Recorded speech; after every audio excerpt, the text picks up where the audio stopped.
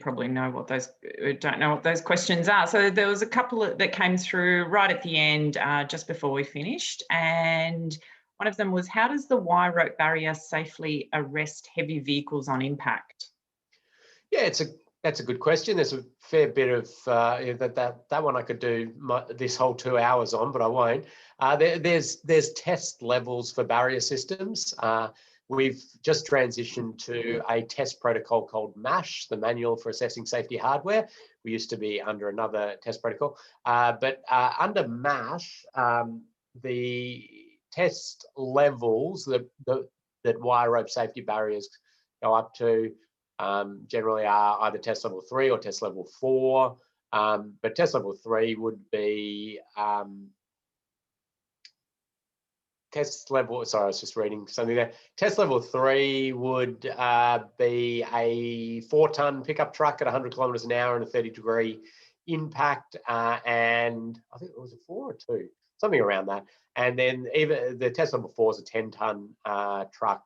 So even at the highest real test level, that's a common thing, anything that a wire rope barrier could withstand, it'd only be up to 10 tons at that impact angle and speed. That being said, we do know that wire rope systems have performed pretty substantially for some larger vehicles, but the deflection on them's huge when they strike it. But if heavy vehicles hit them on angles, shallow angles, they can often redirect or be a very significant alerting to the heavy vehicle operator. So there's certainly some benefit, but no, certainly something you would not expect to withstand some of the larger vehicles. And you see that over structures or in high-risk places. You'd never use a wire rope system when you need absolute containment for these large vehicles. You'd use test level 5 or 6 or a specifically designed system in that case. But we like the flexibility of the wire rope system for passenger vehicles because of the absorption of energy over time. In terms of the trauma, in terms of vehicles leaving the road and striking objects or rolling over or the like, it's somewhere up around 80% being passenger vehicles, 80% plus. For vehicle kilometres travelled, heavy vehicles are far less likely to leave the road.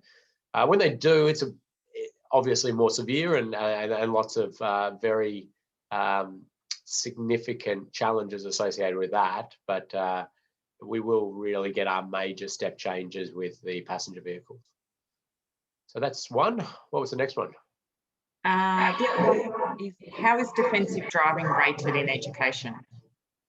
Yeah, so I mentioned advanced driver training as the one that I said doesn't work, and that's really anything high speed, skid, how to learn to get out of skids, or cadence braking, high advanced braking things at high speed, and all of that. Defensive driving is a bit of a term that's used for a whole raft of different things depending on the jurisdiction. So sometimes people call advanced driver training defensive driver training, so it's really the same thing. But sometimes it's more referred to as that training which gives you the ability to have strategies to not get in scenarios where you would need to take evasive action even before you get into cars. So, strategies around not drink driving and those sorts of things, but also strategies and where to look for with risk that's going to present itself on the network. So vehicles popping out from side roads and those sort of things. That one has, more proof of some benefit. It's not, going to change. It's not going to be the big ticket item in road safety, but it certainly has more hope. So what we've done is, in your memory stick, we've put a big lot of resources. One of them is a fact sheet on what sorts of driver training, and it's titled Young Drivers. It's all about young drivers, but it addresses driver training in there and has some references to research from around the world. We also have a safe system snippet. So we do these safe system snippets. We've got hundreds of them, or close to 100, I think. out there on different topics to just try and capture the key points of a topic like that. So we did one on advanced driver training, but listed I think 60 different research reports from around the world addressing the topic, and some of them delve into that that divide between defensive and advanced driver training. So we could send you a copy of that as well.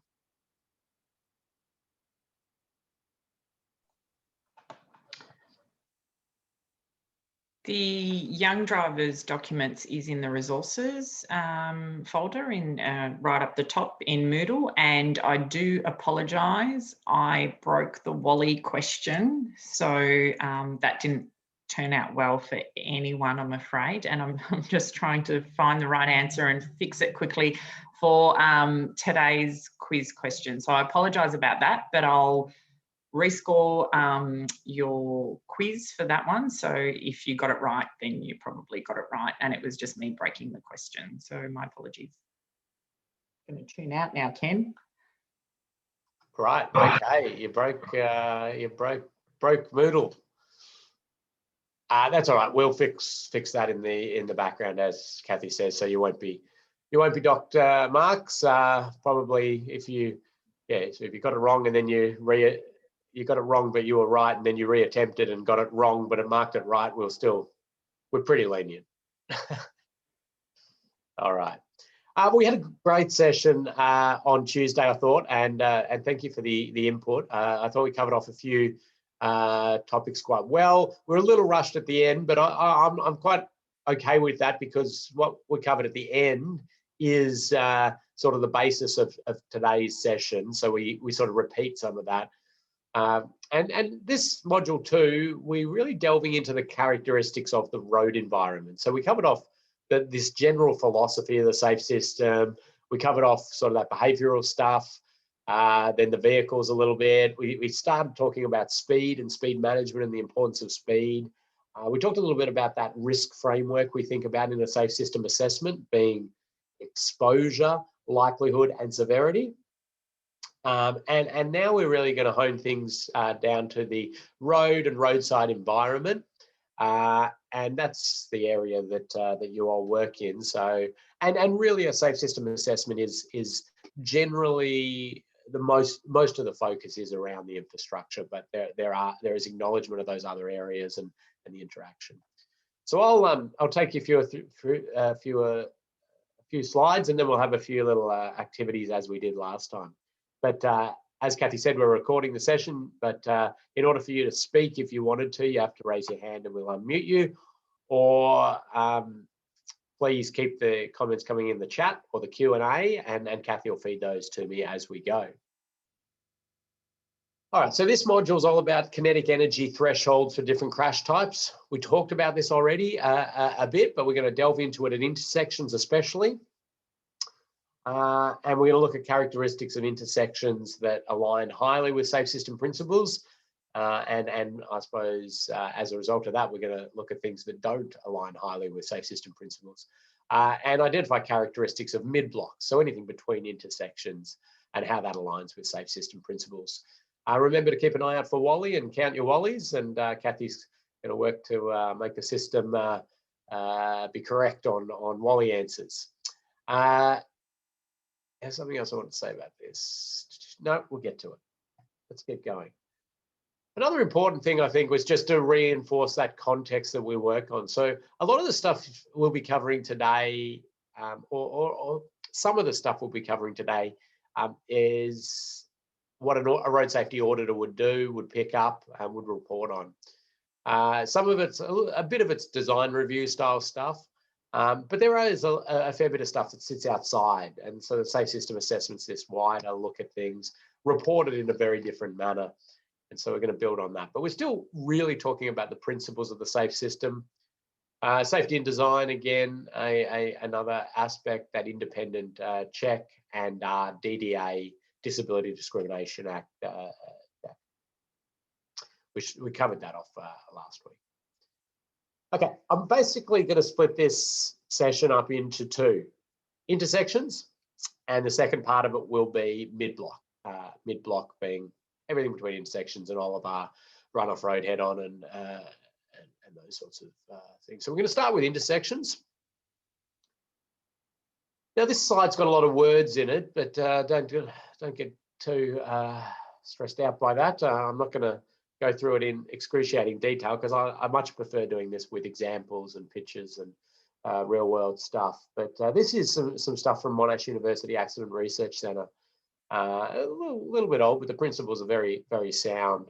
And these are sort of how do we get our intersections to align better with safe system principles? And you notice there I'm not saying how do we get our intersections to be safe system, because I very rarely would ever talk in this binary sense about safe system, saying, oh, that's safe system and that's not safe system. I'd say that doesn't align well with safe system principles, or that aligns well, very well with safe system principles. So to get that better alignment with safe system principles, or even high alignment with safe system principles, we'd look at, can we do things around the fewer vehicles? Fewer vehicles through intersections is going to get us better alignment with safe system principles. Fewer intersections, can we consolidate our access points, our intersections, and have lesser of them, and the ones that we have having better alignment with safe system principles? Then we get into the individual intersection and we're talking, can we reduce the number of conflict points per intersection?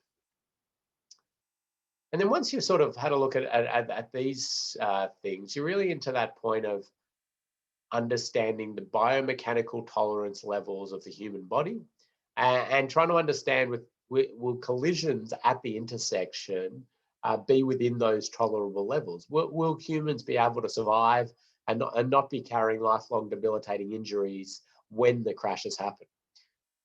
So I'm saying when the crashes happen, you've got to get yourself in that mindset. You're trying to do everything we can to stop those crashes, but then we need to move and say, right, now the crashes are happening. Are we in those tolerable levels?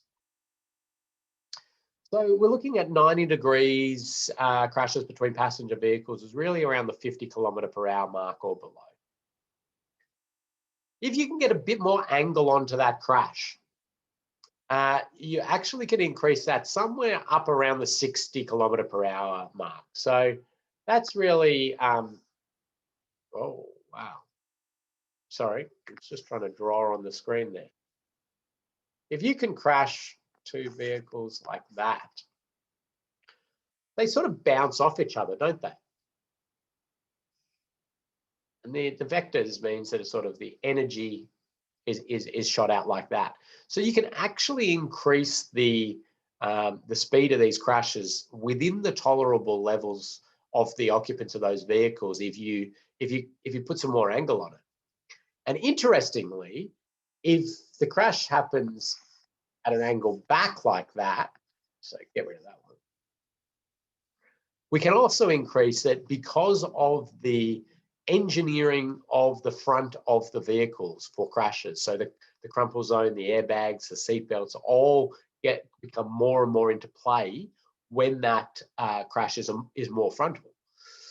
So this is where we're going, where angles of impacts are going to be somewhat reduced through design layout or increased through design layout. The impact speed can be sort of above 50, but less than 70. We generally say around the 60.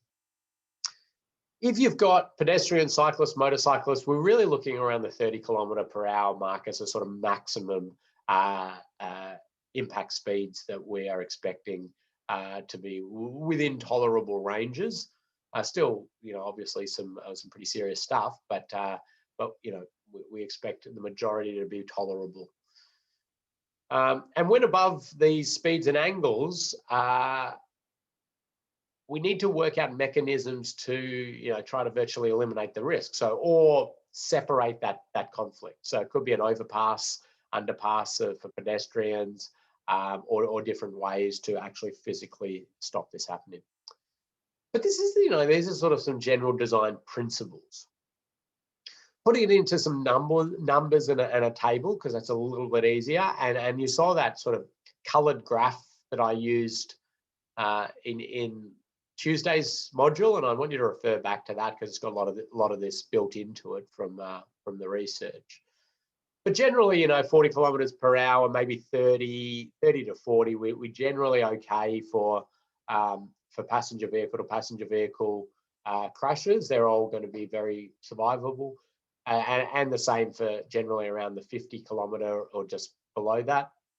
60, you see there some angles put into there. And that's from XChemX or ChemX, the kinetic energy management model. It's just a computer program basically that does all your physics and biomechanical tolerances, and you plug in different angles and speeds and vehicle types, and it'll spit out your sort of likelihoods of death and serious injury and the like. But as I said, far beyond what we need to do within a safe system assessment. We're just using these sorts of general guidance numbers. 70 kilometers per hour for your rear end and your head on at intersections, so that sort of square hit. And it's not really feasible to run an intersection at 80 kilometers per hour or above to meet our safe system, high safe system alignment. That being said, if you can accelerate vehicles so the change in speed when the crash happens is less than that or within these tolerable levels, you can do that. So things like acceleration lanes mean that you can certainly run intersections at much higher speeds and be confident that if those crashes happen, that at least within the first impact, they're very survivable for the occupants of the vehicles. You've got to obviously be wary of any secondary impacts that happen after that first one. But you can very simply just have a look at the angles of crashes that could happen at an intersection, a new intersection maybe. Here's a new intersection being produced and just some ways that vehicles would go in there and a few little angles produced. You don't even need to be this precise. So, you know, these are the designers put some very specific angles on it, but you can be very sort of just fairly rough hand and go, okay, it's going to be about a right angle. Okay, no, this one's very much more skewed than that. And that's about all you need to be doing within a safe system assessment. And then referring that back to what is survivable. The other thing, I suppose, that is important to remember, and I briefly mentioned it there, is secondary crashes. When two vehicles crash at an intersection, you know, this is a very nice, it's not nice, but you know, it's a very clean right angle crash, isn't it? I mean, the physics of that means that the whole entity goes out that way. But what happens in reality in intersection crashes is they come in all forms. Vehicles clip the front, clip the back. Vehicles avoid, you know, do these big maneuvers to avoid, leave the road. And so we see quite a raft of runoff road crashes happening around intersections due to this whole very chaotic scenario when these incidents are unfolding. So that's something important to remember when you're thinking about intersections. And we do see, if we sort of plot risk profile of a route and it goes through intersections. So, you know, say you've got a route there and it's got an intersection. We'll see, and then if we have a little risk graph, and this is what we do with like an IRAP assessment, basically, and then we just convert it to star ratings. But, you know, you might have risk levels that sort of tick along here, and then it'll just spike around that intersection, and, you know, there'll be bits and pieces that make it move around. It'll just spike again out of that. Now, the spike in there comes about because of well, the fact that there's there's conflict points and there's another vehicle and there's interaction and all of that, but it also factors in there the increased runoff road risk that pops out around those intersections as well. Here's some research out of CASA. Some research. Sometimes you scratch your head and you go, well, I think this was pretty obvious, but anyway, lots of good research that went into it. This is sort of a diagram. You've got a vehicle here, you've got a vehicle down here, and this is the intersection. And so they basically plotted a whole series, a heap of existing crashes at intersections on their secondary impact. And you see there that they come in and then the majority of the crashes out there. So obviously they've rearranged them all so they're all on the same axis.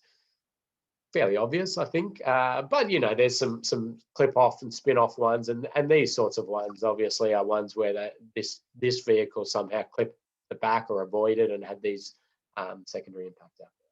So something just to be aware of. And do refer back to these figures and that heat graph or the colored graph that I gave you last module, because when you do a safe system assessment, we want to know the severity or your expectation on severity of crashes that are going to happen. And the way you do that is to refer it back to some of this research and these figures. So I really want to delve into this intersection stuff in more detail, but I want you to have a go at it first. And I'm going to give you a scenario, and I'm going to ask that you come up with some alterations to an intersection that I'm going to put up, and you know, anything you want to do basically. But what I want to know from you is not only what you're going to change, what you're proposing to change, but I also want to know, with this thing that you're going to do, is it going to influence the exposure to crashes?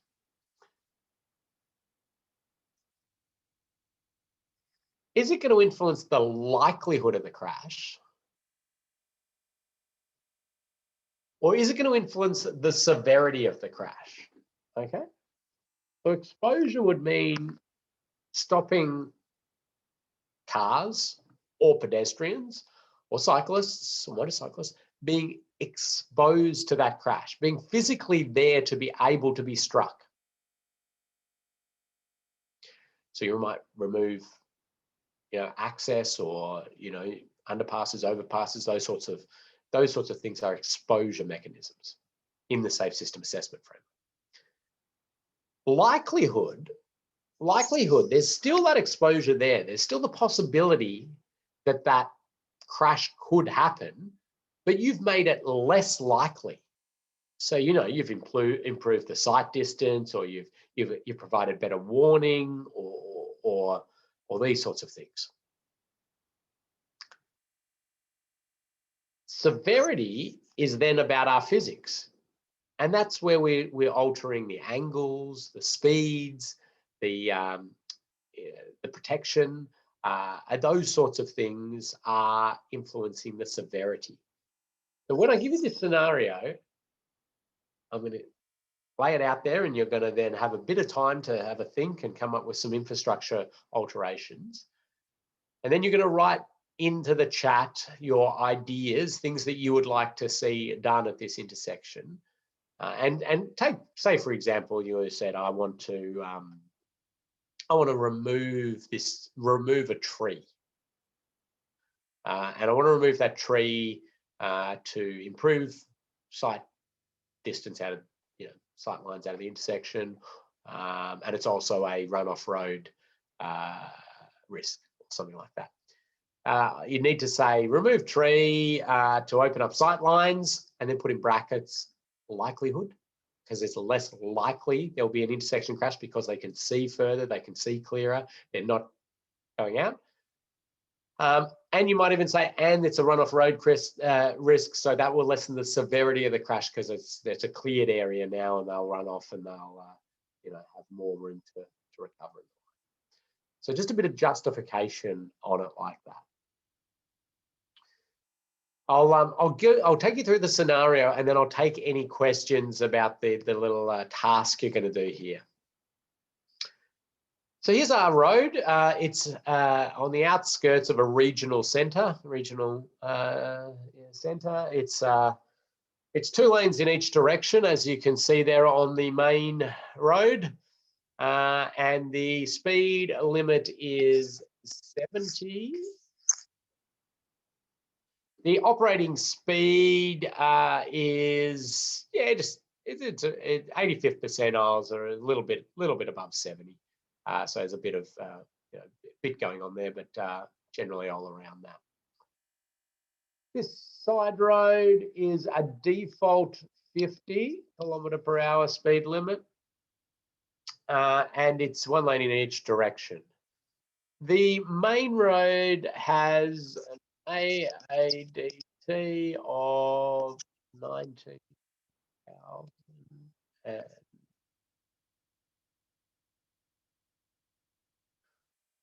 19,000 vehicles a day and 13% commercial vehicles. It's a B double route, so it's larger vehicles, not quite as large as some of the vehicles you deal with, but does get some large vehicles. And the side road here has 1,200 per day and 3%.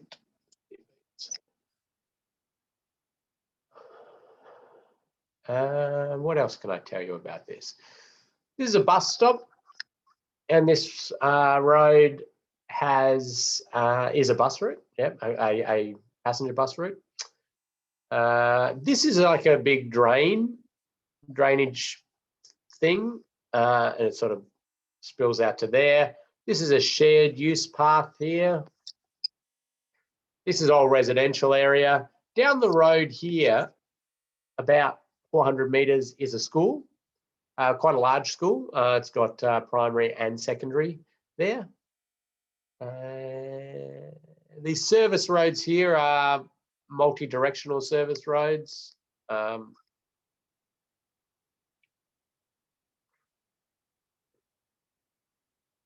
Yeah, I think that's pretty good. I'll show you it a little bit by street level, just to so you can see. There you go. There's that bus stop I talked about. There's the side road there. There's your service roads. There's a turn lane there. I'll look at it from the other view for you. Okay, that's good. There you can see that sort of drainage structure. It's a little bit hard to see there. It's got some lighting, side road.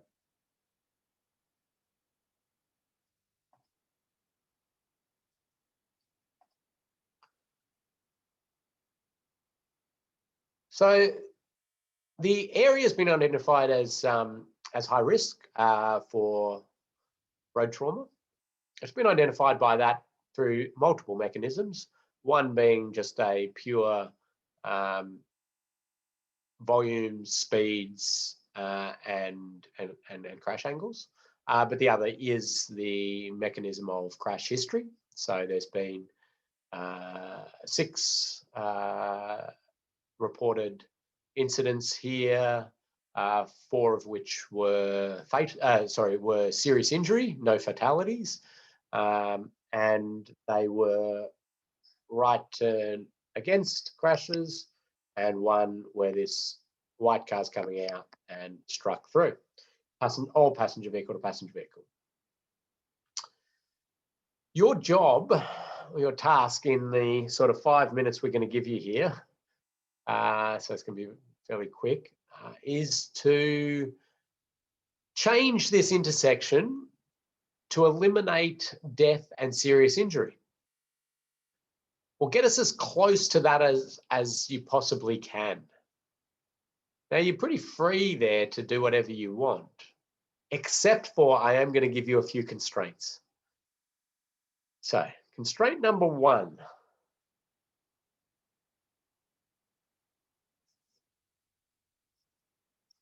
I'm only giving you $3 million. I know you wanted to build a large flyover, grade separated interchange, but no, $3 million you're stuck to. And if anybody needs cost estimation, I am ready to cost estimate anything. All you do is type it in, and then I will immediately tell you a predicted cost on it. Or you can use your own judgment based on your knowledge or an estimate. It's not, it doesn't need to be precise. General is fine. So you got $3 million. The second constraint you've got is you are operating in the current political and organizational environment in which you're in. Okay, so if you come up with something that's very radical, I'm going to ask potentially a little idea on a plan as to how you might get that through your organization and convince your community and your politicians that is the right thing to be doing. And the final one is that we've done consultation with a whole lot of residents in the area, and the politics is already coming into play. And it's been decided, and it's non-negotiable here, that access must remain to this side road. Access in and access out in both directions. So I know a lot of you there are saying, well, Ken said, one of the first persons, can we eliminate the intersection? So could we just block the whole thing off? Make them go around to somewhere else. And maybe then we'd have to look at that somewhere else and see that it's aligned well with safe system principles. But unfortunately, we can't do that. This must remain open for access all movements in the this general vicinity, basically what you can see on the screen. That's your task. Let's hear any questions you've got. Just tell us again where the school is, Ken. Yeah, great question. Right, so it's up this minor road, and it's about 400 meters. So it's about 400 meters down there. 400 meters down that way.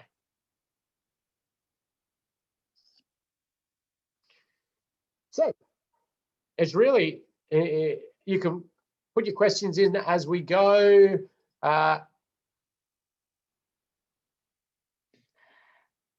Can we shut service road ends? Yeah. Yep, you can do that. Just make sure you tell me when you write it in how people are going to get to their house. But as long as that, yeah, there are some openings in the service road up and down. And so we want some responses and whether it affects exposure, likelihood, or severity. Is that right? That's absolutely correct. So each of the individual items that you put forward, is it going to influence the exposure to crashes, the likelihood of crashes, and the severity of crashes? And so really remember back to us trying to minimize that likelihood, but also make sure we address the severity to within those tolerable levels. I'll leave you with that. Now, there is no specific right or wrong answer to this, but it is about thinking through those elements. I'm ready to cost estimate as soon as anybody would like one. Pop it into the chat and. Yep. How much to put in a set of pedestrian and cyclist friendly traffic lights? Well, it depends what you mean by pedestrian friendly, but a set of a pedestrian operated signal with maybe bike, so toucan style crossing is going to be 750,000, just a straight crossing. How much to signalise the intersection? Fully signalise the intersection is going to be 1.75 million.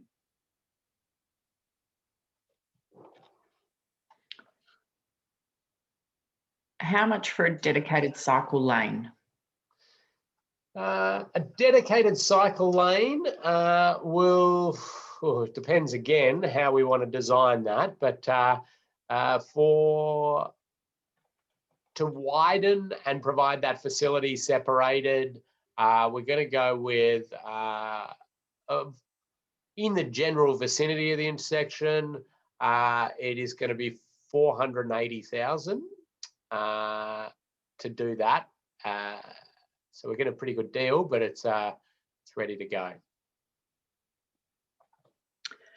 Okay, so you can type your responses into the chat and then just pop in an E, L, or S for exposure, likelihood, or severity.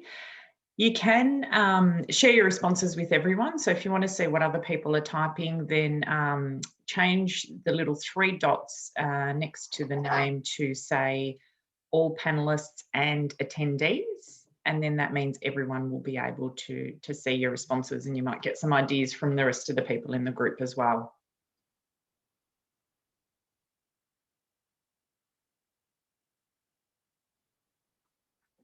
A few more minutes, you think, Ken? Yeah, we'll give it a few more minutes. I want people to come up with ideas. We're seeing a few come in already, and seeing a few ideas, obviously from people with some good experience and good understanding of things. But yeah, take the shackles of your, your normal operating procedure off, and let's get some innovation in there if you want.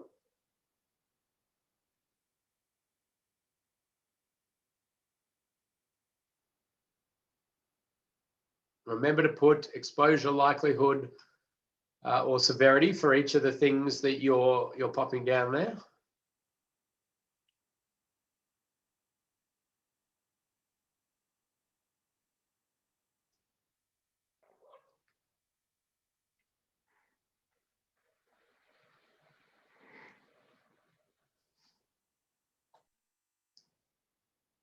I've seen lots of good stuff coming in here. Did we get a costing on a roundabout? Okay, yeah, that's good. Good question. So a roundabout to accommodate the B doubles, which is this B double route, and meet Austroad's Guide to Road Design Part 4A would be $5.3 million. Bit out of budget. Yeah. Okay, great. And I had to negotiate a really great deal with a contractor to get it at that price, because there were some services and the big drainage structure, and it's all messy.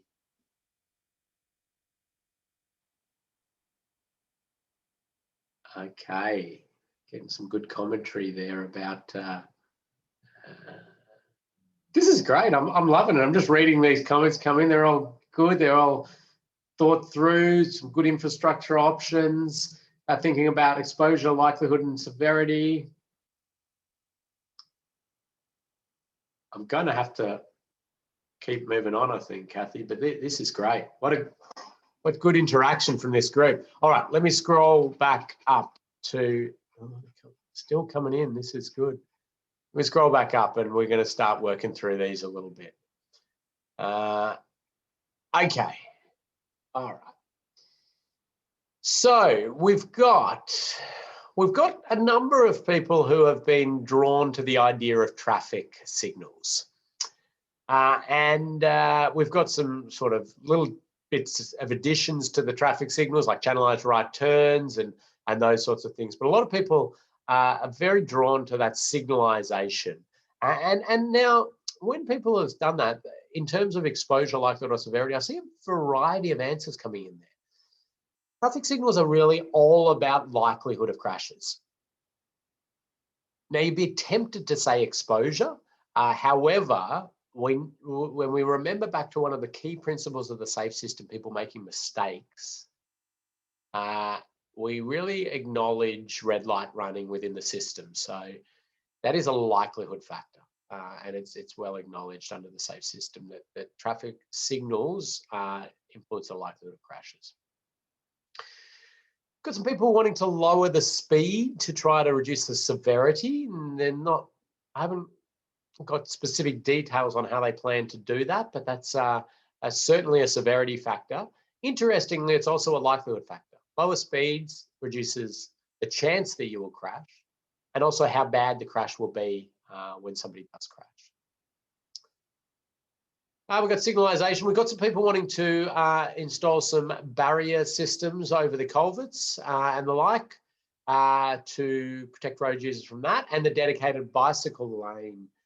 We'll talk about bicycle lanes next module, actually, because they can be a bit problematic in terms of defining them. Okay, they're very good and we love them, but in defining them, do they influence exposure or likelihood?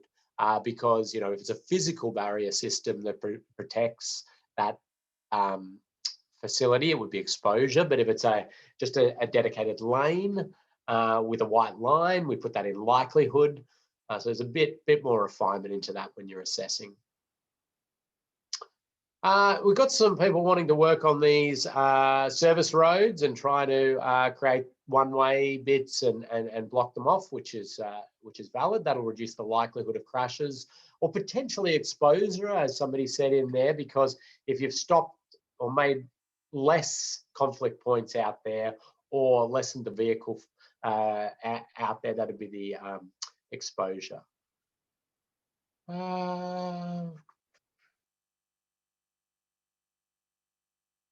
Okay, we did have somebody who was liking the idea of a roundabout, probably until I told them the cost of that, but also looking at some ways to accommodate vulnerable road users with the roundabout in terms of pedestrian facilities and cyclist facilities. Okay, we've got the idea of a slip lane to the north, so something probably to come out here and to accelerate vehicles up, and that would probably influence the severity of crashes due to the change in angle that the crashes would happen at. May increase the likelihood of crashes in a number of ways as well, but that's something we can work on. Another really good comment here about a roundabout and unbalanced flow and whether a roundabout would actually work in a situation like this, and something I'll talk a little bit more about shortly. Okay, we've got one here that I like for the sort of starting to now think a little bit outside the usual way we do things. Block the access, I assume in the median there, and provide 2 U-turn facilities. And so they'll essentially be blocking this, but with some U-turn facilities within closer proximity. Now that one can certainly theoretically under a safe system provide us with some pretty good outcomes, because the obviously the conflict points are reduced at this location, and the angles of crashes are far better because you've got a better angle. And if we can provide some acceleration and some good acceleration lanes, it can work really well. We've had some really great success with that sort of stuff on large duplicated motor highways, really. In these sort of confined urban environments, it can be very, very challenging and very costly to do that sort of stuff. But the theory is pretty good. Trying to get cyclists to have local access only, use the local streets only instead of barreling down the highway here to influence. That will influence the exposure to crashes. Now, attempted to say other things like likelihood and severity, because the cyclist would be, you know, if struck in these back streets at a lower speed, and then they're less likely and the like. But we really, when we do a safe system assessment, we're sort of assessing this area and how does that alter it. We say it would reduce the exposure of cyclists to crashes. Fully signalised with pedestrian facilities is coming a popular one there. Widen the central median on the main road to allow stop vehicles in a safe place. Yep. Okay, we've got some. We've got a few longer answers here, which are good, and quite a few of the things that we've already covered. Potentially reduce the speed limits in there. So again, I think that's potentially viable. I'd like to hear a little bit of a way that you think you could convince the public on that. Obviously, at an 85th percentile speed above the speed limit, they obviously don't believe that they move along there pretty quick. They'd be a little annoyed, I think, if the speed limit came down, but not to say it's not within the realms of possibilities. I'm just going to pick a few others. Wow, this is really good. This is good stuff. there's one in there about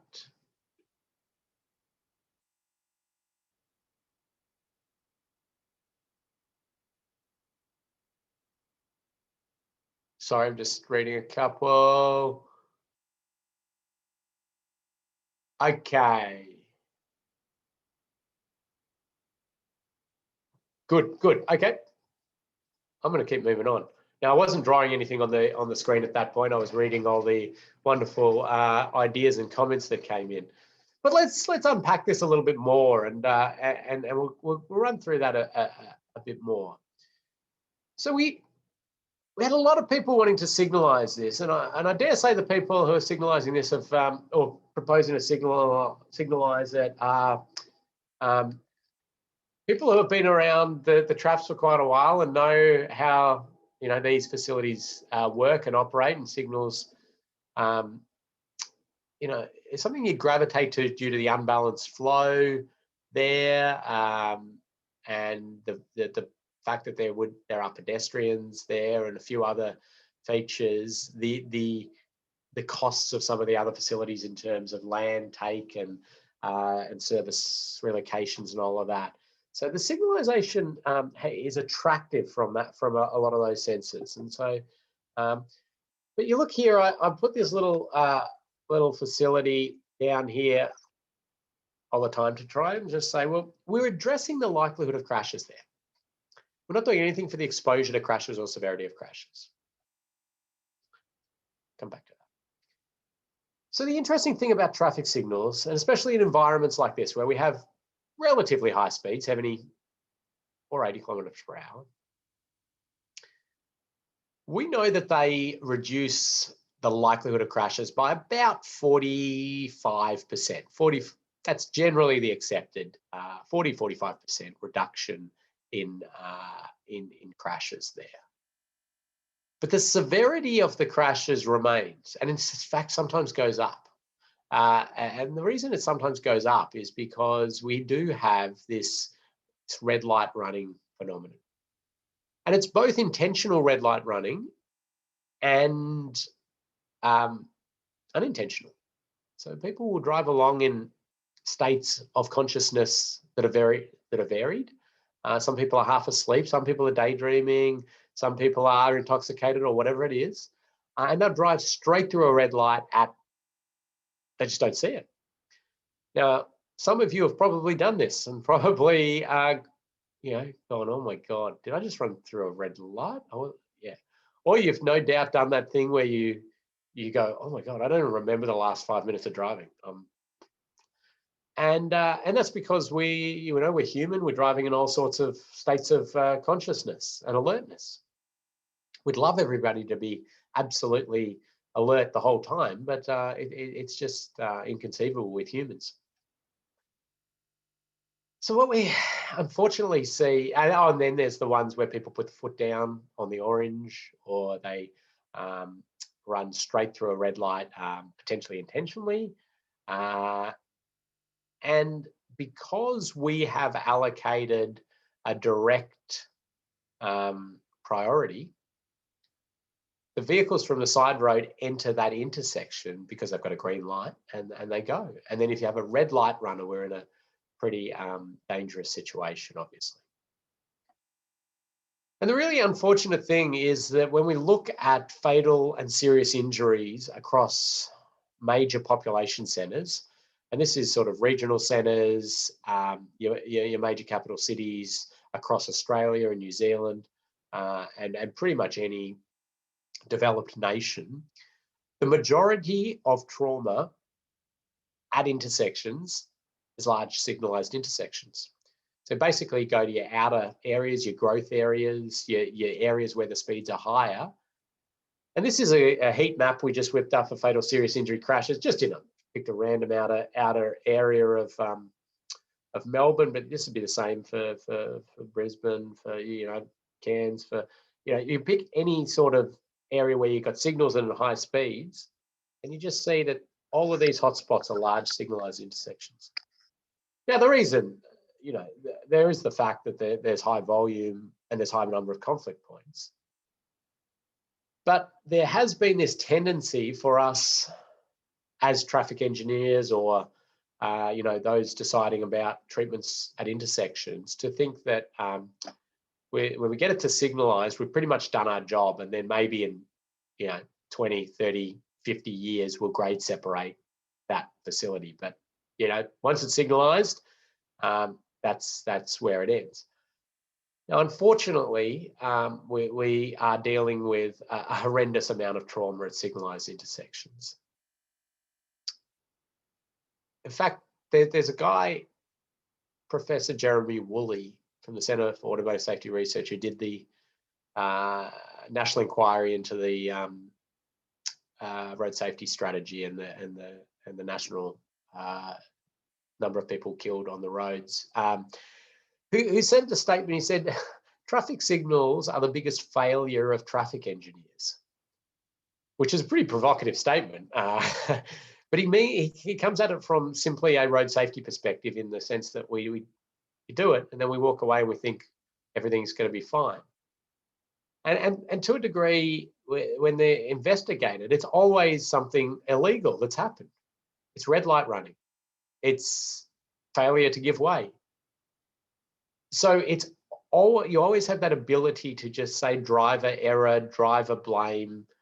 The signals were operating well. They've got good sight distance to the signals. They're very clear. You know, it's not our problem here. The road users have to start operating properly. Well, we're finally moving to this point under a safe system to say this is our problem, and we've got to do something about this. It's not going to be easy, but we have to do something about it. So when we look, okay, well, that's one intersection form, and it made a lot of sense at that intersection for a number of other reasons. But what about a roundabout? We discovered that a roundabout's going to cost us a lot. Big land take, you need a lot of land. You need to be able to get that heavy vehicle to get all the way around this intersection. So it's got to have this big swept path area, doesn't it? We've got unbalanced flow, so we're going to have one leg just sitting and getting clogged up and clogged up and clogged up during a peak hour, and then probably another leg during the other peak hour, and just getting clogged up and clogged up. And so, you know, there's some disadvantages from that traffic flow perspective. But what a roundabout does do from a safety perspective, there's some pretty amazing things. And we put it down here, and it's all because the roundabouts are all about the severity of crashes. When you crash at a roundabout, or when somebody crashes at a roundabout, passenger vehicle to passenger vehicle here, it's lower speed, it's a better angle. And so we've just got massive safety benefits. And in fact, we know that roundabouts are somewhere in the order of between 70 and 90% reduction in fatal serious injury crashes, compared to that 40 to 45 for traffic signals. So we know this is our superior road safety treatment by a long shot. We've just got some challenges to deal with in terms of costs and flow and those sorts of things. Pedestrians and cyclists are something that have to be treated slightly differently, and we'll have some chats about that on Tuesday next week as well. But do roundabouts need to be as big as we were talking about there? You know, we do see in some urban environments, you know, obviously local road style environments, we see sort of these things. We call this one a mini roundabout. It's also the idea of a compact roundabout, which I'll show you shortly. But you know, this one comes with its challenges in terms of, are we getting that deflection? So are people, you know, we're going to get better crash angles? Are we going to get as much speed reduction? Good questions. But the real thing that brings huge advantage to this intersection is the fact that nobody approaching this intersection believes they have ultimate priority. Everybody approaching this has to, you know, in theory, give way. And so you get this sort of secondary chance where people are all slowing down and looking around, and they know they have to do something. And we just get wonderful road safety benefits from not having one leg believing ultimate priority. And so your traffic signals are giving one leg ultimate priority, as are our give way intersections and the like. So that one of the drivers is just driving along at speed, doesn't change anything, and rarely has any more alertness around that. And that's where we get some really big challenges. So this is sort of the this one particular is the UK equivalent of the US four-way stop junction. And I think there's a lot of merit to this sort of thing, disrupting that feeling of ultimate priority through an intersection. If you're worried about the straight lines through and the speed and those sorts of things, there's always the ability to slow speed on the approaches using raised platforms or the like. And there's quite a number of these popping up around Australia at the moment, small roundabouts with speed calming on the approaches. And certainly we just evaluated one in Mildura, which won the National Road Safety Award, and happy to share that sort of stuff with anybody working in this space. We're addressing that severity. That's a really great outcome. So roundabouts have less conflict points than traffic signals, just less ability to crash. Still talking passenger vehicle to passenger vehicle here, but you see a roundabout there. Each dot is a way that you point that you could crash a conflict point. And this is a signalized intersection, and each point that you could crash at, or this could be an unsignalized intersection as well. So we've got that advantage of lower conflict points. We actually, interestingly, do see about the same number of crashes, even though the conflict points are lower, because of a lot of rear end crashes and some, manoeuvring crashes within the roundabout. But nonetheless, the number of conflict points and actually the geometry of the conflict points is far superior for a roundabout. And that's because of the crash angles that we get. We get a lot of these sideswipe rear end crashes, which we know tolerate much higher speeds than our direct right angle crash with bullet vehicle into the side of the other vehicle. The other one is this phenomenon that if you put infrastructure in the middle of the road, people wake up from that state of half asleepness or wherever they are, wherever their mind is. If you put a roundabout in the middle of the road, they wake up, they look around, and they slow down. You put a set of traffic signals, some of them don't. They just keep going straight through at speed.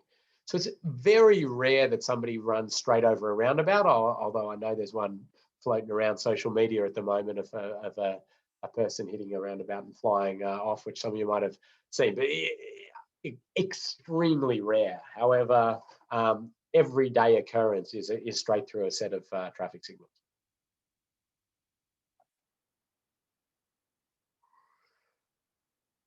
But we have some challenges with different roundabouts. They're not all the same. I just want to, highlight something to you, which is a little bit out of the ordinary, but I do it for the reason of the principles and the thinking people are going through.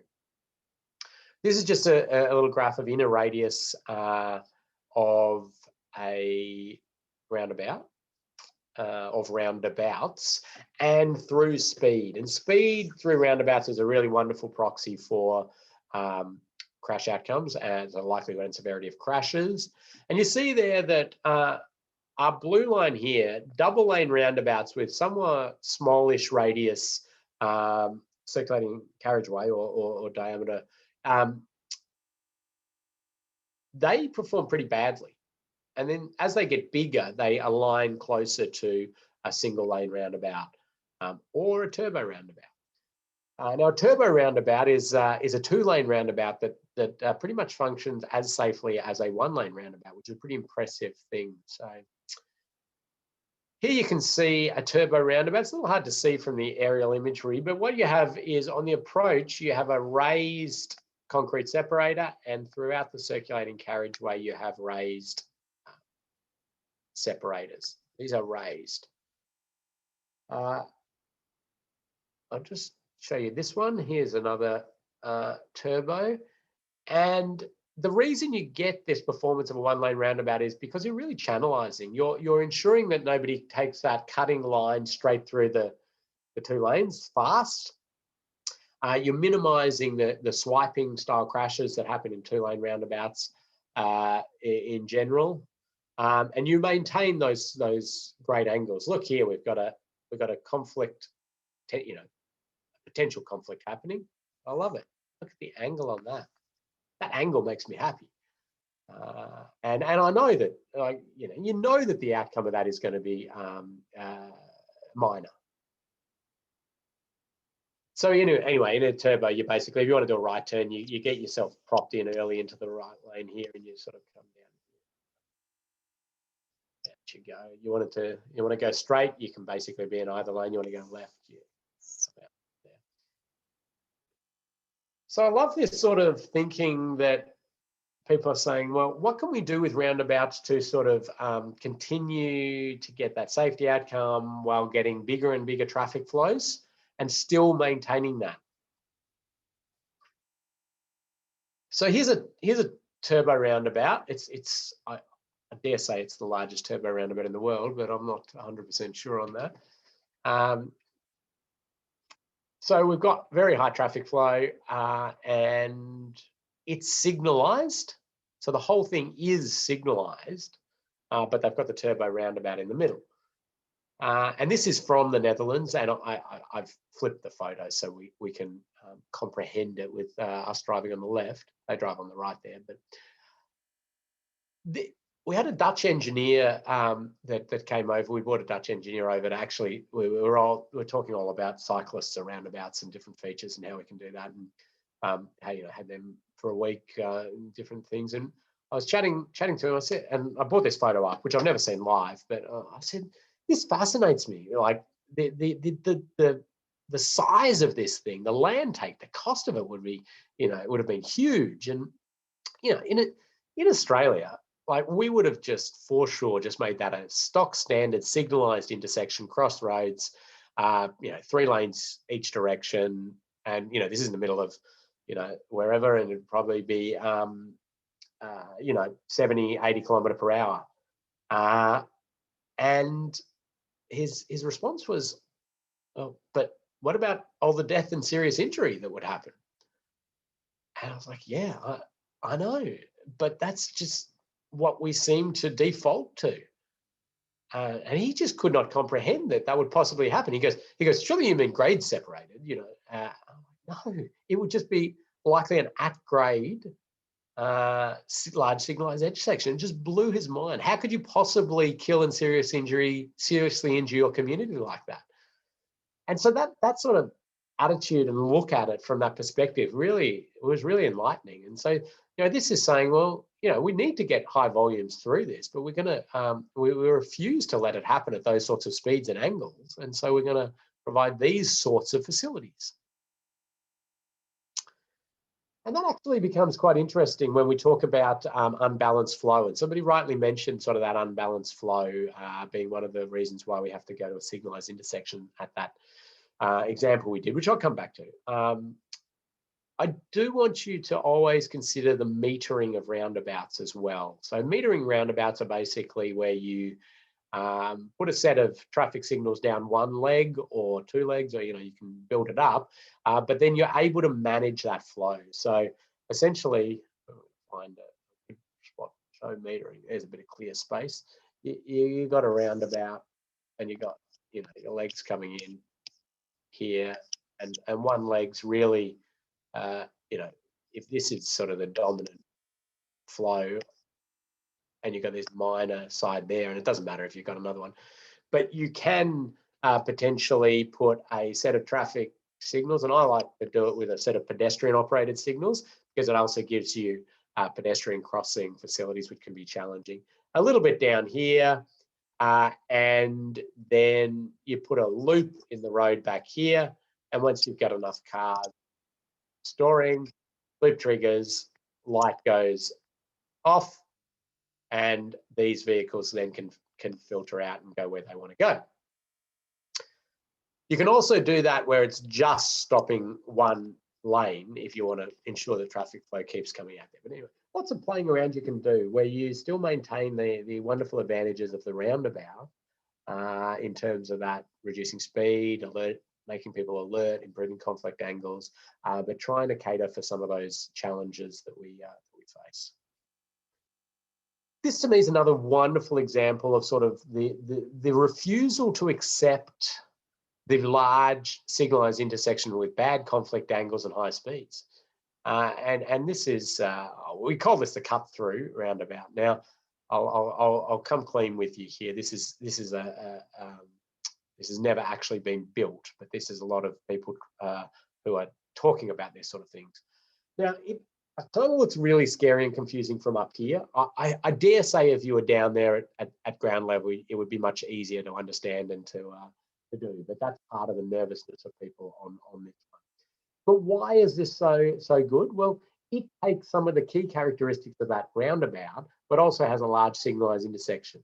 And so vehicles coming through here and, coming through here even at 2 in the morning or whatever it is, are forced to alter their angle to become more alert because there's infrastructure in the middle and to slow down a bit. So we just got great wins there. This is trying to address some of the fact that roundabouts are not as good at taking large amounts of traffic as just a stock standard signalized intersection. So, providing that cut through on the right turn and those sorts of things. But I do want you to always sort of challenge that and think about the speeds and the angles when people run the red, make mistakes. And that's what we've got to start dealing with. So what about raising that intersection or providing some of these raised platforms on the approach? Now, early in my career, if I'd suggested raised intersections on a road with 19,000 vehicles a day and 13% commercial vehicles, I would have been laughed at and told to get out of the office or whatever.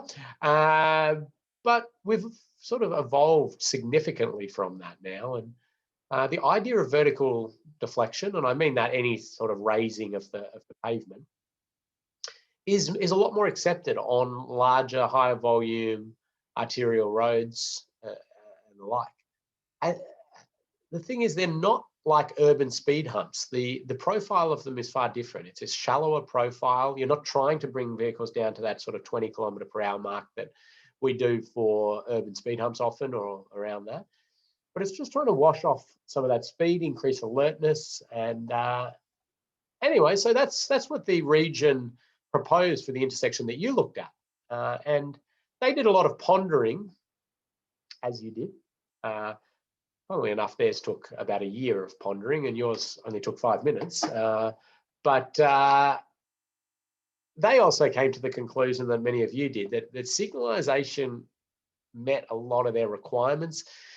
I didn't tell you there's signals up further on the road and there's signals back further. So it's, consistency of treatment was part of their factoring in, the pedestrians, the cyclists, a few other things, unbalanced flow, it all spat out signals. But they went, well, we know that signals aren't going to perform as well as we would like from a safety perspective. We know the signals in the area have a pretty bad crash history in terms of fatal and serious injuries with people running red lights at high speeds and the like. What can we do to these signals to make them safer, better alignment with safe system principles? And you see there that they went with some raised safety platforms on the approach on the main road. They didn't actually raise anything on this side road or through the intersection. Now, the reason they did that is because the bullet vehicles, remember the bullet vehicle is the one that does the damage. The bullet vehicles are these ones. These ones coming through here.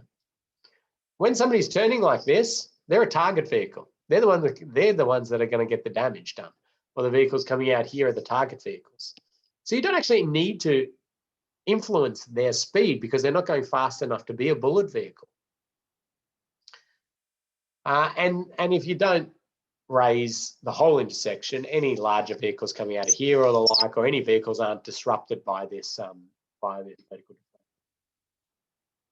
So this now gives us a reduction in the likelihood of crashes because we've got the signals, and a reduction in the severity of crashes because we're slowing vehicles down. We're slowing the bullet vehicles down. Also gives us some pretty good pedestrian facilities and cyclists and the like. So lots of really exciting advantages to this. But this is not what we traditionally do. And this makes some people uncomfortable. But that is what they did, and they built, and it's been there for about almost 5 years now, and it is operating beautifully. Vehicles slow down, they go over the raised platform, they carry on. Buses slow down, go over, carry on. Heavy vehicles, motorcyclists, all do the same.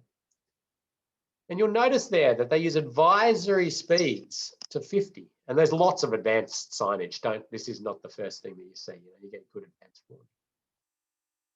They're going for 50. Why are they going for 50 to get vehicles down to 50? Because 50 is that tolerable speed that we talked about for a right angle crash. So they've aligned it perfectly with the safe system speeds that we talk about.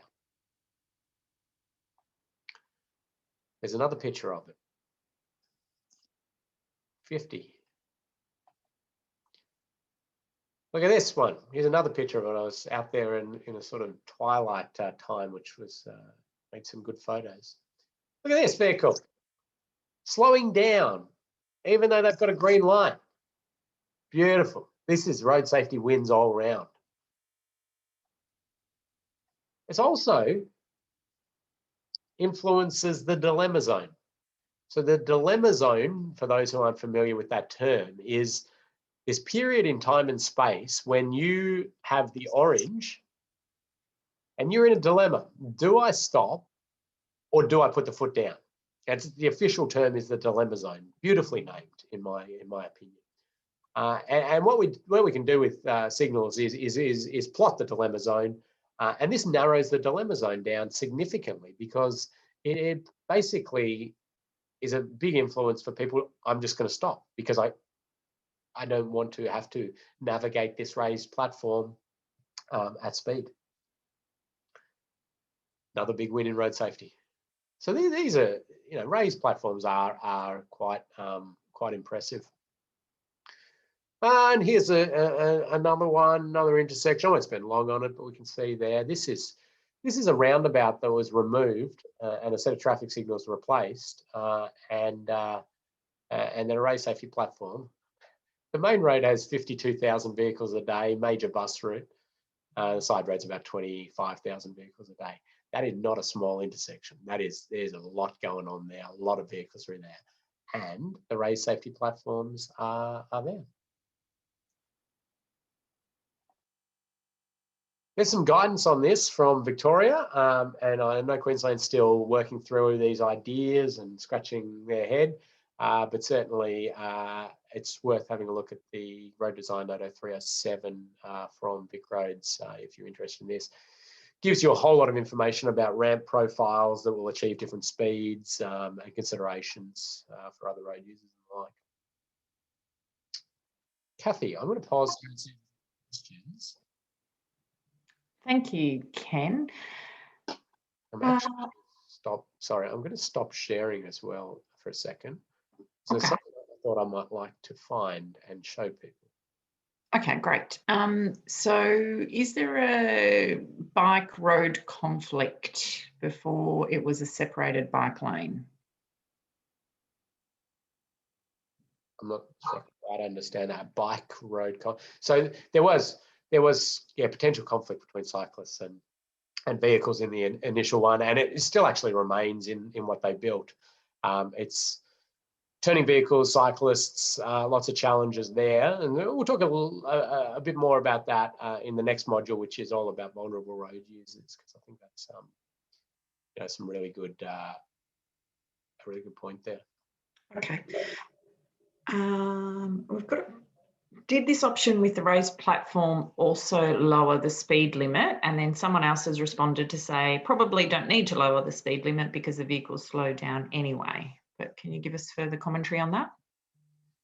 Yeah, so the idea was that you use an advisory speed and then the raised platform. So people see the raised platform, they slow down, and you don't actually need to change the speed limit. And a lot of people get very angry when you change a speed limit, but they are pretty comfortable to reduce speed off their own bat. I saw this very vividly. Like in Victoria, I think with the Queensland, somebody tell me in the chat, Queensland, you do not need to reduce the speed limit around roundabouts. You just let the geometry do what the geometry should on the approach to a roundabout. So you can have roundabouts in 100km/h speed zones like Victoria. I think New South Wales is the only one that mandates a reduced speed limit. But basically, that I was managing some a big bit of Victoria in terms of the road network, and we were looking at some intersections that had pretty bad crash history, and we wanted to reduce the, we wanted to reduce that. We decided roundabouts were what were required there at these intersections, and so off we went to do the planning of that those roundabouts. And you all know the time that takes. You've got to do all your planning work and your land ac and your all your studies, cultural heritage, native veg, services, designs, audits, all of that. And then you got to get funding and put it in the program and contracts. It's a long time before you actually get a roundabout in. And so in the interim, we decided we'd reduce the speed limit around these intersections. And the community were angry. They were angry at revenue raising. Yeah, what are you doing? And we had our big town hall meeting, and we said, well, listen, we want to get roundabouts in these locations, and we're going through that process. It takes time, and we just want to minimise risk in the interim. And they're like, yeah, roundabouts are the go. Yeah, you get those roundabouts. And then they started lobbying the local member to accelerate the funding and get these things happening. We want the roundabouts in there. And it's just blowing our minds, because I'm going, well, we're asking you to drop down to 80 kilometres through there, 400 metres before, 400 metres after. With the roundabouts going, you're going to have to drop down to 50 kilometres an hour or so, and you're actually going to get through there way slower. But that wasn't the point. They weren't going to be. It was their choice to reduce their speed, not us putting a red circle around a number and telling them they have to do it, and the potential stuff that causes. So if you can achieve your speed limit reduction, or your operating speed reductions through infrastructure, you're in a big win compared to trying to do it with a regulatory speed limit. So that was the theory behind it. They did chicken out right at the last minute and drop the speed limit to 60 as well as that on that particular scenario. But there are a lot of scenarios out there now in a lot of other raised intersections that have still a 70 operating speed and let the vertical deflection and the advisory speeds do the speed limit reduction, or the operating speed reduction. Thank you, Ken. One more question. In Queensland, signalising slip lanes is more preferable than raised platforms. Is this a good idea? It's a great question, and I've been having a look at your policies around slip lanes and pedestrian crossing facilities. We did a safe system snippet on that one as well, of most appropriate treatments. What I would say is signalising's good, but signalising is pretty good. Raised and signalised, then you're onto a real winner.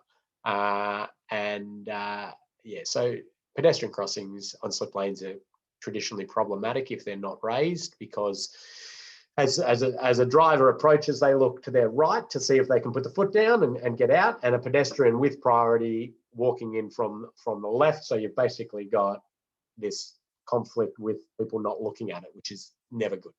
And so there's some problems around that. Kathy, can we send that around as well? Sorry to keep. I know which one you mean. I will send it round. Yeah. A lot of interest in that around Australia and New Zealand at the moment, actually, that topic. Kathy, I'm just going to share something that just popped to my mind when I was talking about these things. It was back in my time in the Road Authority, Vic Roads, I had this role of getting the projects would come through me for a safety analysis. And one of the programs was the congestion easing program, it was called back in the day. And basically they could have named it the ripping roundabouts out and replacing with traffic signals program. And it was out of, growth areas, out of metro areas. And basically the roundabouts were saturated. They couldn't handle the flows during peak times. And the program just ripped them out and put in large signalized intersections. And they come across my desk, and what they were expecting was this sort of safety review of, okay, is there adequate sight distance to the signals? Have we got the phasing right? I don't know, good skid resistance, is the line marking all correct? All these, typical sort of things, which are all associated with the likelihood of the crashes. And anyway, I took a slightly different slant on my task, and I started producing this sheet, and I've just got the shell memo that I was using there. So hopefully that'll come up on your screen, maybe. I don't know, Kathy will tell me. Is it there? All good. So this was my memo, and I'd say, okay, the Road Safety Department has analysed this project as increasing crashes as follows. Project lasts at 20 years for the or whatever it was. Number of deaths attributed to this project, 2.3. Number of serious injuries attributed to this project, 12.6. I put little pictures of people to remind them these are not, just numbers. These are people you're going to kill and seriously injure. Statement of acceptance. The above road trauma is accepted by, and then I used to try and get the regional manager or regional director to sign off killing and seriously injuring these people. So you can imagine the controversy that sort of thing caused, and I was certainly reprimanded for not understanding the balances and compromises that must be made in running a road network, and the advantages of for so many people's lives in the increased travel time and decreased travel time and getting home to see their families, and easing congestion and objectives and all of that stuff. And it is complex to operate and manage a road network, but sometimes you need to boil it down to some simple facts like that. We know very, very well that those projects were going to kill and seriously injure people, and somebody needed to actively say that, okay, that's the decision I've made. I never got one actually signed. But what it did do is, continue that debate and discussion about how we make decisions around large signal or large intersections. And now in Victoria, happy to say, even though it's 15 years later or something, that, ripping a roundabout out, you have to have a safe system assessment done, and you have to prove that the severity of outcomes is going to be equivalent to what the roundabout was providing. It's pretty good outcome, and hence why you're seeing me having lots of photos of raised safety platforms and signalised intersections, because you have to slow vehicles down if you're going to provide that facility. So that was just a little random tangent aside, but I think always fun to show that memo. Fun to work with, Ken. You've got 35 minutes to go. Back on task, please. Sorry, Kathy is trying to keep me to time, which is not an easy thing to do. Right, where are we? Now you're seeing my desktop, probably not the slides. Is that right? Yep, but Okay. you're back. Just flip your settings. And the good news is I fixed the Wally question and everybody got it 100% correct. So I was 100% wrong and you're all correct. And apologies for stuffing you around on that one. Module 2 is looking good. Excellent. Unless I chuck another Wally in just for fun. No, I'm not going to do that. Right. I mean, there could be more coming. Don't get me wrong. Okay, I got to go a bit faster, is what Kathy was telling me here, but I hope you found that a little bit interesting. Again, you get always these challenges. So this is a much more rural environment. You've got a high-speed intersection. 100 km/h in all legs, priority through there. You can see here stop lines. They've chucked in rumble strips to try and warn on the approach and things, but we're still a bad, crash history, high speeds, bad angles. It's not performing well. The arterial road actually swings around like that, but that's not really important. Some of the issues they had here were, land fairly close up. They didn't have a huge amount of land. That's a Telstra Exchange building. So huge dollars to move that thing, massive dollars. It's obscene. But anyway, so again, I mean, they could have opted for the very cheap style treatments that reduce the likelihood. So providing a right turn facility, a channelized right turn or something like that. Some active advanced warning signs and those sorts of things, all going to address the likelihood and probably do a bit in terms of safety, but nothing there really going to address the severity of crashes. And they wanted the roundabout. What they did was try with what's called a compact roundabout, and that's where you actually provide a very, very small diameter roundabout, very tiny little diameter roundabout. You provide a large concrete apron around it. And the reason for that is that a large vehicle then uses the apron to sweep around, and they've got that space to be able to do it. In fact, the swept path of your design vehicles really dictates how big, how small it has to be. And then they use some raised platforms on the approach to just slow people down instead of reverse curves. So they wouldn't even want to take the land take for reverse curves. And in fact, actually, when you do a compact roundabout, you can't really do reverse curves either, because there's a correlation between diameter of the roundabout and your reverse curve radius and those sorts of things. But anyway, I just like the fact that they pushed and they said, well, we can't do it, but we're going to still try. Anyway, they built that one as well. So here's a nice little vision of it. Raised safety platform. Actually raised the whole intersection on this one. Very small sort of circulating carriageway you can see in there. Straight approaches, minimal land take, and a really pretty wonderful outcome. I don't know if we have a quiz ready to go, Kathy. We might, do we? I'll have a look. Kathy's. Yeah, sorry, Ken, we do. It's just up on everyone's screen now. Oh, right. True or false? It's just a quick one, right? True or false? Traffic signals are not safe system. True, false, or unintelligible question, meaning, that doesn't really make sense to me. I don't understand what you're, it's badly explained. Oh, good, we're getting some answers coming in, beautiful. People are seeing those.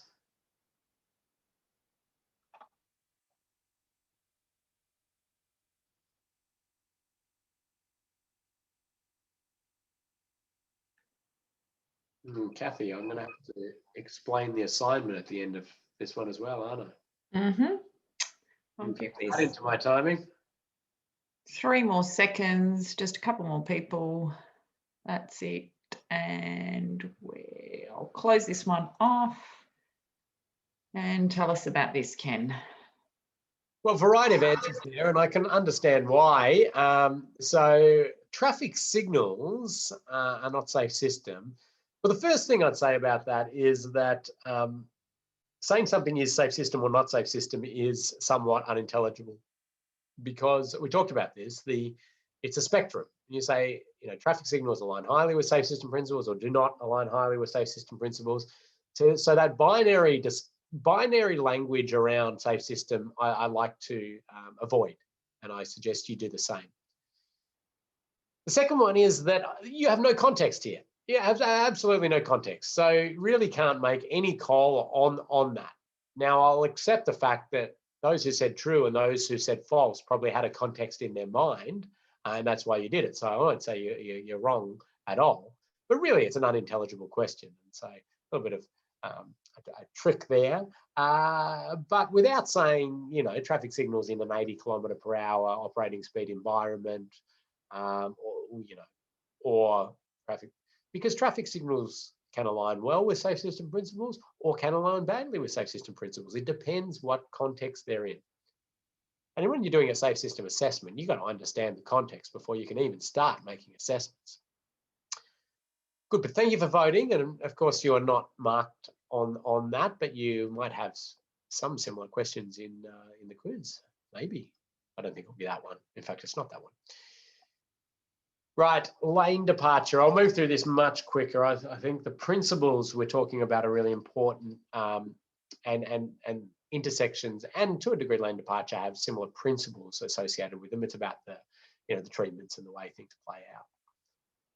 All right, just another little one for you to write some stuff into the chat without knowing anything about this road. Apart from the fact that it's 100 kilometers per hour, not 110. And you can see there, it pretty much just goes on for about 400 kilometers. Like this, a bit of sealed shoulder separated by a white line, barrier line in some spots, occasional overtaking lane, very minor little access points and minor roads coming in. Just jot into the chat, what are the dominant crash types in this? So, you know, crash types are intersection, run-off road, head-on, pedestrian, cyclist. Any thoughts? Chucking a few things in there. Okay. Wow, look at that. So we're getting head-on, run-off road, run-off road hit tree, run-off road, lots of run-off road, lots of head-ons. We've got animals in there as well. I think the animals are more, oh no, it's definitely a crash type. We'll talk about that. Lots of run-off roads. It's good. So well done, everybody. There you go. It's not like we don't know the types of crashes that are occurring on these roads, and there's just hundreds of thousands of kilometers of this around Australia, isn't there? Yeah, that's right. People leave their lane.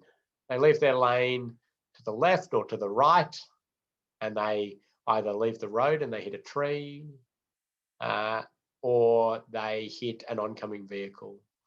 They often actually, the mechanics of these crashes are fall asleep, drift to the left, because the road is such that, you know, you're moving your water away from the road on these straights, that the car will just ever so slightly drift off to the left.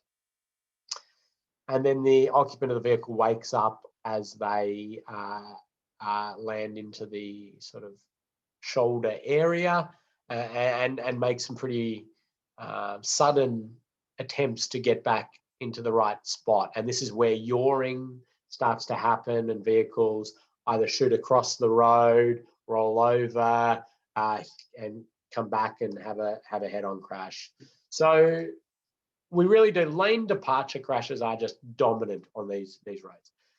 People put in there the crashes with animals. They certainly occur. There's probably more run-off road crashes associated with animals and avoiding animals than we see the particular animal strike doing the damage, although that's certainly the case. And we know cattle, if you're in a country that has moose, that's certainly a big issue, could just due to their height and coming straight through the windscreen and the like. But yeah, in Australia, we see avoiding animals and run-off road as a bigger trauma source usually. And I certainly know in some of the areas you're working in, you have some unique challenges associated with cattle and probably camels as well. I don't know, but yeah. The other crash types not so big in these areas. So how do we get these to align better with safe system principles? Well, understanding the energy is important.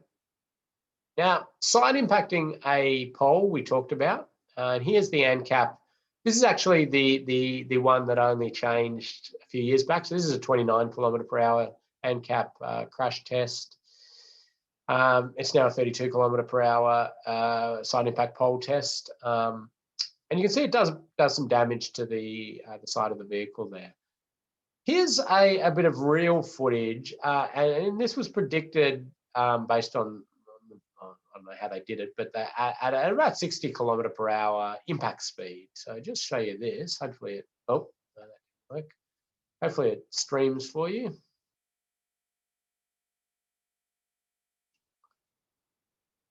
So the violence of these crashes, the energy transfer is huge, 60 km/h.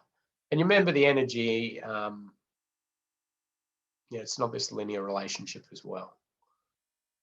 So we've just got these huge energies with point source hazards, but we do have to think about rollover as well as head-on crashes as well, which are, we can do it with higher speed and still be survivable, but still, still nowhere near what we're traveling at on these roads, a lot of these roads. Here's just a thing to show you as you provide cleared area. So you clear out all those trees in that example we had. You're not going to eliminate death and serious injury in run-off road crashes. That's ROR, run-off road. You're just going to bring it down to this sort of point of about 4 casualty crashes per 100 million vehicle kilometers traveled, and it just asymptotes out to that. Just, there you go. Just keep clearing it out, and you're still going to get that in run-off road crashes. That's rollovers, predominantly striking things within those clear zones that make vehicles roll over or have other crashes.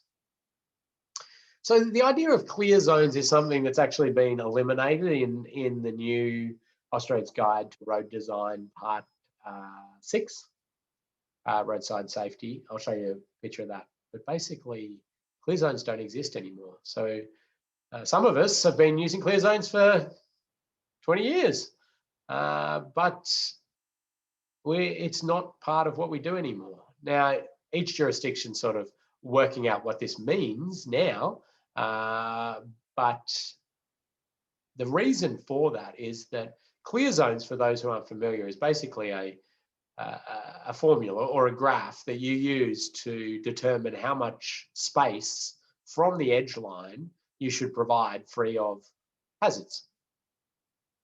And you calculate it's based on the traffic volume, the speed, the curvature, and it spits something out. It might spit out 9 or 11 meters. And if it spits out 9 meters, then anything in that 9 meter area should be free.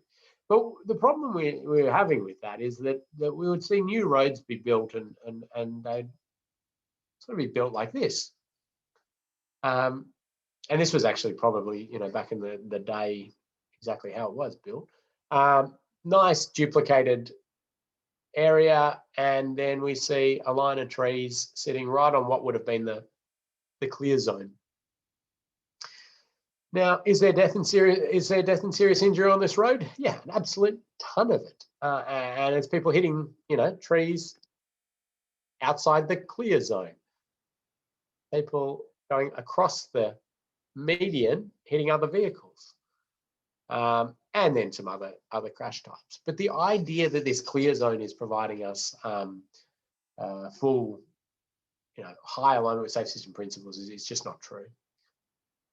And people were operating like somehow risk goes. I'm going to draw right over the top of this with a graph.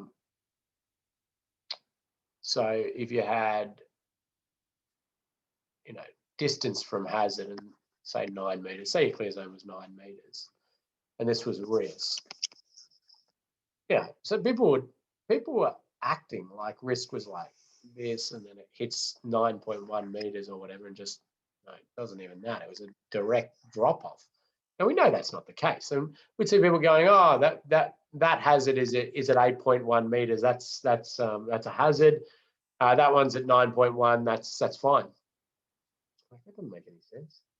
Anyway, so there's been some changes around that, and it's all in this Australia's Guide to Road Design Part 6. So I suggest you have it as some bedtime reading. It's good stuff. I'm not going to take you through the details of how you go through all of that. That's a whole other exercise in its own right. But just be aware that these cleared areas, clear zones are not necessarily the highest alignment with safe system principles, and that we would look to do something else if we wanted to get higher alignment with safe system principles. But there's still a good starting point in terms of reducing risk. But basically, what we look at are these stereotypical cross sections of roads which are fully contained. So our highest alignment with safe system principles really has our barrier, and you start to lose alignment with safe system principles as you remove barriers, and then we're down. Wide center lines have a decent, they're okay, but still, if a vehicle crosses that wide center line, it can very easily, it will result in death or serious injury when the crash happens. But if there's a barrier there, for example, they'll hit the barrier, slide along the barrier, and it's generally survivable. Now, from a practical sense, the costs on this are huge, aren't they? And I'm sure a lot of you are going, yeah, well, that's unrealistic to think that we could blanket the network with that. But we need to start thinking in that mindset with our higher volume roads, and we need to start trying to address the severity of crashes in our lower volume roads, or do so much enhanced likelihood reduction that the likelihood is so minimal. But it's a big challenge. I'm not going to go through cross sections. I've got cross sections coming out my ears. The practical installation of barriers can be challenging. You do have to factor in a whole lot of things like offset from edge line for vehicle breakdown. Again, I'm not going to go into the design specifics. Before I give you an introduction to your assignment, which I want to do shortly, I want to show you some another thing here that I think is a good example of safe system thinking and energy management, which is the game we're in these days. And I'm not saying specifically this product is what we want to talk about, but the idea and the thinking behind it is really good. Anyway, here's a crash that happened in Mildura, which is a small regional town in the border of South Australia and New South Wales and Victoria. It's a big roundabout, and a crash occurred as a vehicle sold forward, came around the roundabout at speed. So interesting there, the intentional decision to go around the roundabout at high speed, even though we talked about roundabouts and their safety benefits. But what actually tends to happen is if you do have a intentionally rogue vehicle through a roundabout, all the other legs are fully alert and aware and tend to stop. So you get it's when you have that rogue vehicle going through a red light and the others are not aware.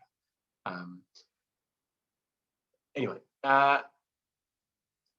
hit the power pole at estimated speed 93 kilometers per hour from the forensic investigation report, which is a big juicy 150-page report on this crash. The power pole had a thing called a Raptor cushion on it.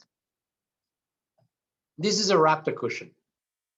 And what it is it's a bit more than just padding. So yes, padding is part of it, but the design of it is such that when the vehicle hits it, the angle of this angle and the way it's set up, it rotates. So it's not actually fixed. It rotates, and it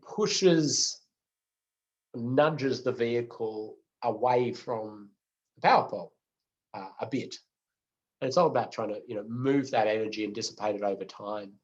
So it's a really wonderful, I think, bit of engineering there. But it's all about saying, well, how can we manage energy within tolerable levels? They started out by saying, can we make this like a goalpost padding?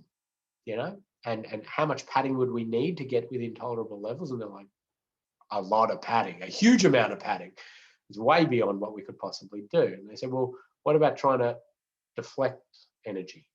And I think that it's good safe system thinking, because it's not stopping. I mean, other things should be trying to stop the crash happening in the first place, but this one's all about addressing the severity of crashes. Because the crash is happening, it's just how bad is it going to be?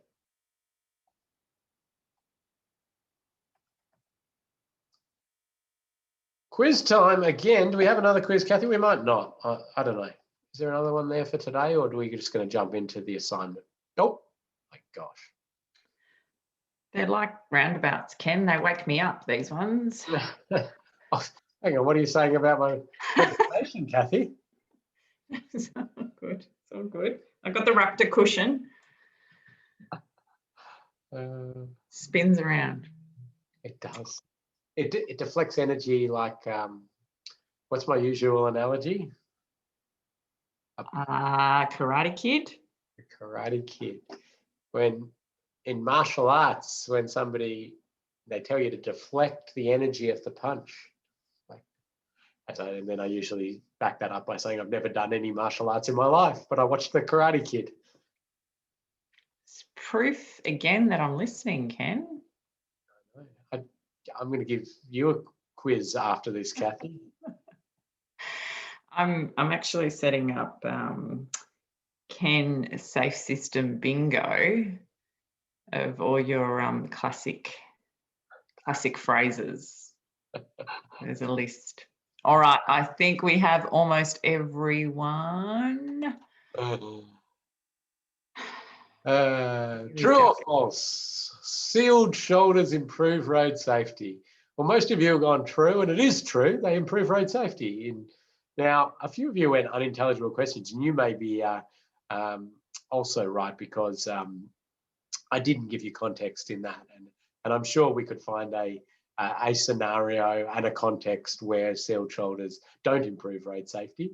In fact, I did that on one job on a very popular motorcycle route, and I believe my sealed shoulders may have made things slightly worse for motorcyclists, because they just started going a lot faster, really giving it more because they had a little bit of extra space. So I'll accept both, but generally we were trying to say it's true. They improve road safety. They improve road safety through reducing the likelihood of crashes.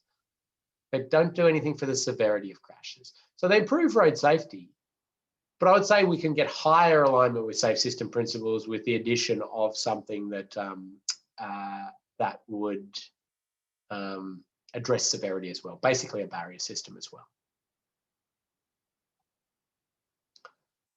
Awesome. So you'll notice there I've just been banging on about exposure, likelihood, and severity, and trying to say every time I talk about a different treatment, is that exposure, is that likelihood, is that severity?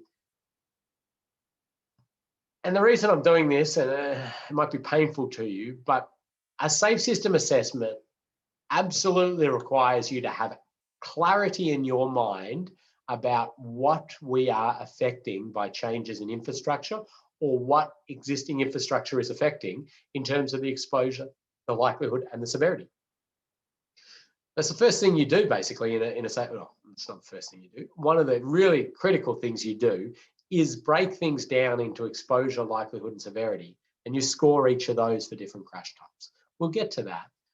But as a little introductory exercise to this thinking, and to put it all into play, your task, should you choose to accept it, but basically you have to accept it if you want to pass the course. I'm just... Can I maybe do it so I can show people where it's located as well? Please. Yep, you're going to live Moodle it. Allegedly. Cool. You can see my screen? Yep. Got Moodle up and running. There it is. So there's the course.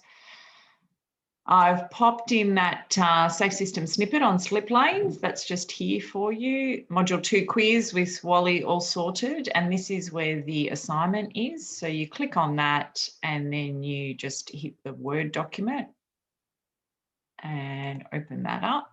And now you probably can't see it because I I have to change my share. Yep, we can see it. Is that big enough? Yep. Also on the flash drive, yes, the Word document is, but you'll have to upload it to Moodle. Right, good, thank you, Kathy. So there it is. Now you'll see there, I've tried to make it as simple as possible for you, you've got the steps that you need to follow, and then highlighted in yellow the things that you need to change or you need to add information. Okay, so what you're going to do is you're going to pick an intersection, any intersection you want. It could be the intersection out the front of your house, could be the intersection that you know, outside the office, could be the intersection you're working on. It could be an intersection you saw when you're on holiday. You're not going to need to go there, but you can use Street View, or you could look out your window if it's the one out there, or the one you walk past on the way home from work, or whatever it is. You're going to fill out the information in yellow, and you're going to, yes, inspect the road, but basically look at it through Street View, unless it's one that is so easily obtainable. And what we want you to do is, pop your name in and then give us a link to that intersection. So Street View link, or the coordinates of it would be fine, or just even describing, corner of Smith Street and Cairns Road in Cairns, or whatever it is. And that's just so I can, when I'm marking them, have a look at it and just make sure you are identifying generally the right stuff. So then what we want you to do is go down to this table, and the table down here is the meat of what we're really asking. And all we want you to do is write in there one factor, or between 1 and 3 factors. Minimum, you can just do one of each, and that's all fine. But you can do 3 if you've got lots of things you want to say. Factors that increase or influence the exposure crashes. So that could be a high number of pedestrians crossing. There's high vehicle volumes. There's a lot of legs to this intersection, so lots of vehicles coming in, or whatever it is. Then we want you to go over and do between 1 and 3 factors that influence the likelihood of crashes at this intersection. So this is where you've got to go, okay, well, what was likelihood? Okay, that's the things that make it more or less likely that crashes will happen. So things like, is there good sight distance? Are the signs good? Can you see the intersection on the approach? Is there good sight distance out of the side roads? All of these. Is a pavement surface good or not? And then you go over one to 3 things that influences the severity of crashes. So now a crash is happening. This is where you're thinking about how bad is that crash going to be. So we're going to, we're really talking here about speeds, angles, the types of vehicles that are using it. Maybe lots of heavy vehicles means things that might be more severe. So then once you've done that, we want you to go through and go back and say, all right, well, what's one thing I could do and we only need one thing here. We don't want to make this too complex. What's one thing I could do to influence the exposure to crashes? And this time I'm not giving you any limitation on cost, on acceptability of the community, whatever you want to change the exposure, whatever you want to do to change the likelihood, and whatever you want to do to change the severity. I'm not going to give you examples on that. I'm going to still make it a little bit challenging that you have to think back to what I was talking about to influence those. But I do really think that this is a very quick exercise for you. You don't need to go anywhere. You just fill that out, and then you, if you can PDF it, that'd be great, and then upload it to Moodle. But if you want to just upload it as a Word document, that's okay. Fill it out. Go back to Moodle. Kathy, do you want to take them back to Moodle if you can? I don't know. There, yep, okay. And then you do what? That's a good question, Ken. I can't, you're in the way. So what you do here, am I in the right one? Is this maybe because you're the presenter or whatever? They won't show you how to upload? No, I annoyingly made submission start in 3 minutes. Well, you can't submit it yet, but if you do, there's a spot and you click it, you upload. Yeah, submit button here. Yeah. And then you upload it, and then Ken will get it, and it's due Monday afternoon, 4 o'clock our time, which might be 3 o'clock your time. Anyway, enough time for Ken to have a look at them Monday night. Geez, I'm doing well here, aren't I? All good. I'm going to stop sharing. Well, we've got 3 minutes. If anybody has any final questions, any questions on the assignment you've got, as I say, it should be pretty quick. You could do it with one answer in each of those boxes if you wanted to just get it done, and that would be fine. And you could elaborate a bit more. And the start of next session, we'll probably get somebody to talk through their intersection. We can have a bit of a chat about the risks that are there, and I can have a chat. I'll bring it up on Street View or something, and we can all have a chat about it. Now, we do a bit of trivia just to get us warmed up before the official start of the sessions. We did that for those who arrived early today, a little chance to win a prize before we get going. So log in, 3 minutes early or so on Tuesday for a chance to win a prize. And a bit of fun, a bit of trivia, and have a go at that assignment. If you're having trouble, if you're just going, I just do not get this, I really don't understand it, get in contact. Shoot me an email, get in contact with Kathy. We'll organise some time. We'll have a quick little Zoom meeting or something, and I can dive into your intersection on Street View, and we can talk about it. And yeah, we want to make sure you get your head around this, because if you get this clear in your mind, your safe system assessments are going to be much better. Another question there on how to upload the assignment, Kathy. Yep, and I'm good to go now. Look at that, add submission. Okay. So you've downloaded it, you've made your changes, you've save as a PDF if possible, add submission, and then you drag and drop your file here, or you just add it this way here. Save changes and you're done. Now it's really tiny, isn't it? It's hard to see, but I think it's fine. The critical thing here, yeah, is download the document, fill it out, upload it back to Moodle. Now, if you can't get Moodle to work, if it just really won't work for you, we can accept it via email, but that's not our preference whatsoever. Wonderful, Kathy. Good, great group, great interaction. Loved what they were doing, and everybody got their Wally right. But let's see if they get their Wally right for the quiz that they have to do, which is live and available now as well. So you've got a quiz and an assignment. Thank you. Thanks, Ken. Thank you, everyone. See you next Tuesday. Bye.